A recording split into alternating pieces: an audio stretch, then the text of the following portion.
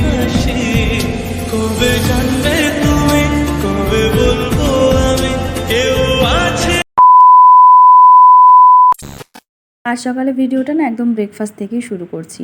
প্রথমে রুটি করেছিলাম, তারপর তুষার খেয়ে চলে গেছে। ওকে আর ওই ডিমের অমলেট করে দিইনি। তো আমি ভাবলাম মানে সকালবেলা দিকে মিষ্টি কিছু খেতে ইচ্ছে করছিল না, তো ভাবলাম একটু ডিমের অমলেট করে নিই। তো সেই কারণেই। আর মাম্মাম ওদিকে কিন্তু ঘুমাচ্ছে, ও এখনও ওঠেনি। তো সেই ভাগে ভাবলাম এদিকে রান্নাঘরের কাজটা মোটামুটি ব্রেকফাস্টটা কমপ্লিট করে নিই, তাহলে উঠতে উঠতে মানে খাইয়ে দিতে পারবো। তো এদিকে দেখো ডিম ভাজাটা বসিয়ে দিয়েছি। বাই দ্য বে, hello everyone, welcome back to the channel. কেমন আছো সকলে? আশা করছি ভালো আছে সকলে, সুস্থতা কামনা করে আবার একটা নতুন ফ্রেশ ব্লগ শুরু করছি। আর এখন বেজে গেছে 8:30। এখন থেকে ব্লগটা স্টার্ট করছি। এই হোপ আজকে ব্লগটা তোমাদের ভালো লাগবে, তো পুরো ব্লগটা একটু দেখতে থাকো। তো কথা বলতে বলতে দেখো মামামও উঠে পড়েছে। মামাকে ফ্রেশ করে এখন ওর হচ্ছে একটু মুসিলে দিয়েছি। আর এদিকে আমি ওই রুটি আর হচ্ছে তোমার ডিম ভাজাটা খেয়ে নিয়েছি।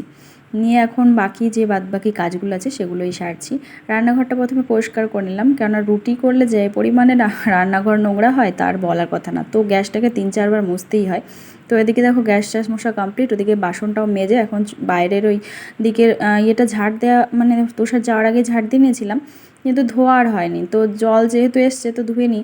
জল আসার আগে আর ধুই না, কেননা যেহেতু মানে এখানকার জলের তো খুবই প্রবলেম না, 1-2 দিন হচ্ছে গ্যাপ হয়েই যায়, জল হয়তো আসে না। তো সেই কারণে ভয়তে থাকি যে কখন হয়তো জল আসবে না। তো সেই কারণে প্রথম দিকে জলের কাজগুলো করি না, মানে জল আসার পরেই জলের কাজগুলো কমপ্লিট করি। তো ওদিকে দেখো ধোয়াটাও আমার কমপ্লিট। এখন হচ্ছে ঘরটা পোছা মেরে নিচ্ছি। মাম কিন্তু ওদিকে খেলা করছে, আর এখানে প্রচণ্ড হারে গরম পড়েছে।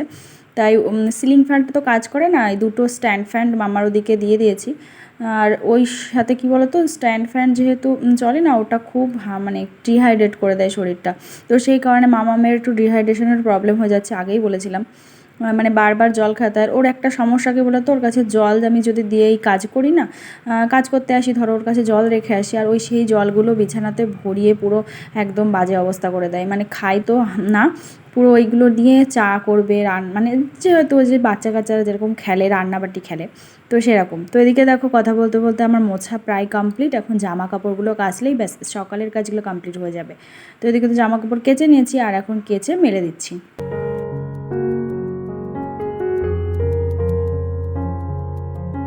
তো ওই 3-4 দিন ধরে না আমাদের এই পাঁচিলের পেছনটার দিকে কাজ হচ্ছে, মানে নালার যে কাজগুলো হয় তো সেইগুলোই করছে, পরিষ্কার টরিষ্কার করছে। প্রচুর ঝোপঝাড় হয়েছিল, তো সেগুলোই পরিষ্কার করছে আর কি। আর কি বলো তো, বাড়ির পর এরকম লোক কাজ করলে না কেমন একটা কাজ করতে একটা অস্বস্তি মতো হয়। যেহেতু আমার সমস্ত কাজই ওই বাইরে মানে কলটাতে করতে হয়, তো সেই কারণে এই একটু সকাল সকালই করে নিচ্ছি। তো দেখলাম জামা কাপড় মেলতে মেলতে ওরা চলে এসছে, তাই আবার ভার করে তাকাচ্ছিলাম। আর স্নান টানও তো সারতে হবে, তো সমস্তটাই বাইরের দিকে, খুব অসুবিধা হয়ে যায় আর কি।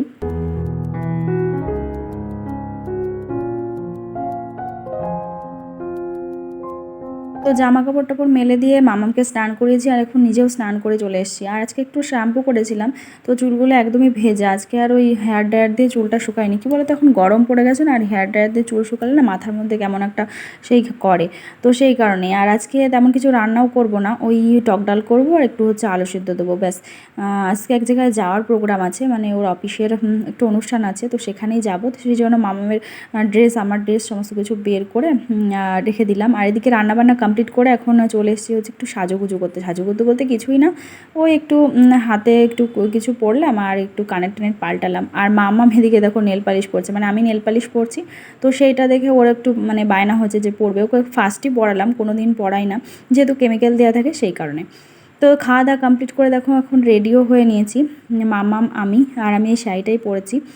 তুষার বলছিল বাইরে খুব গরম, শাড়ি পরতে হবে না। তো কি বলো তো, এখানে তো শাড়ি পরাই হয় না, তো সেই কারণে ভাবলাম যে আজকে যখন সুযোগ হয়েছে তো একটু পরি, একটু মাঝে মধ্যে পরতেও ইচ্ছে করে নিজেরও, তো সেই কারণেই। আর এদিকে দেখো মাম্মাম তার সঙ্গী পেয়ে গেছে, সে খেলা করতে ব্যস্ত পুরো। তো মামাম কিন্তু এখানটায় প্রচুর এনজয় করেছে, কারণ ছোট ছোট অনেক বাচ্চা কাচ্চা ছিল, তো ওদের সাথে খেলা টেলা করছে দেখো। আর এখানটাতে তেমন কিছু শেয়ারই করতে পারিনি, যেহেতু ওদের অফিসের ভেতরে, তো সেই জন্য আর এরকম কিছুই ভিডিও টিডিও করা হয়নি। ওই মোটামুটি এইটুকুই ভিডিও করা হয়েছে। মনে হয় মনে হয় সব তো শেষ।